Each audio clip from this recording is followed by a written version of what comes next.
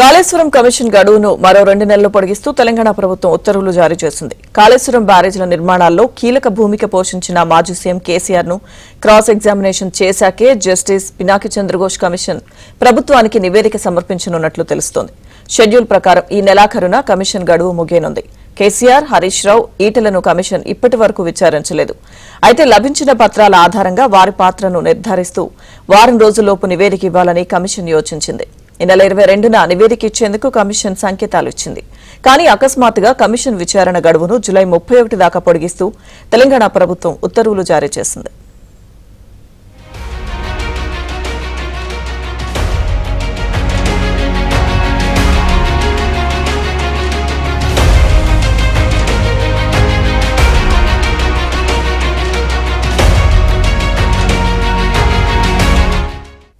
కేసీఆర్ కు కమిషన్ సమన్లు పంపించిన తర్వాత వారం రోజుల్లోపు హాజరు కావాలని కమిషన్ కోరే అవకాశాలున్నాయని తెలుస్తోంది.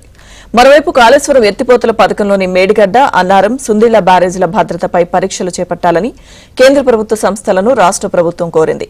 జాతీయ ఆనకట్టల భద్రత సంస్థ నిపుణుల కమిటీ సిఫార్సులకు అనుగుణంగా జియో టెక్నికల్, జియో ఫిజికల్ పరీక్షల నిర్వహణకు చర్యలు తీసుకోనుంది. అందుకు అనుగుణంగా ఢిల్లీలోని CSMRS కు, పుణేలోని CWPRS కు తెలంగాణ అధికారులు లేఖ రాశారు.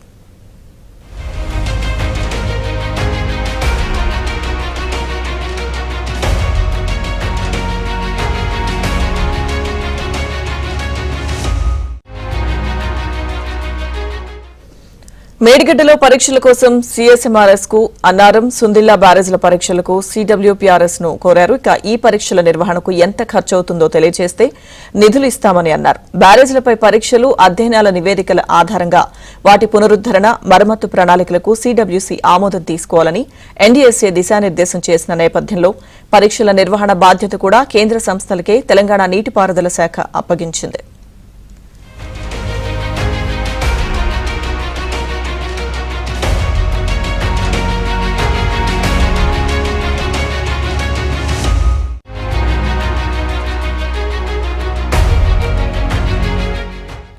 ఇక ఛత్తీస్గఢ్ విద్యుత్ కొనుగోలు, యాదాద్రి, భద్రాద్రి థర్మల్ పవర్ ప్లాంట్లపై జస్టిస్ ఎల్ నరసింహారెడ్డి కమిషన్ విచారణ జరిపింది. మాజీ సీఎం కేసీఆర్ కు సమన్లు పంపించింది.